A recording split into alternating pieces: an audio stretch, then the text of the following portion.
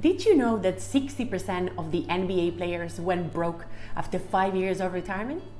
People making 5 million a year, 10 million a year, or even more went bankrupt just a few years after retiring. Hi, welcome to the Money Talk with Miriam. In this channel, I will be talking about money, breaking the social taboo around it, and sharing with you some tips and suggestions that will help you become financially savvy. Because it's not about how much money you make, but what you do with it. This channel features two main playlists.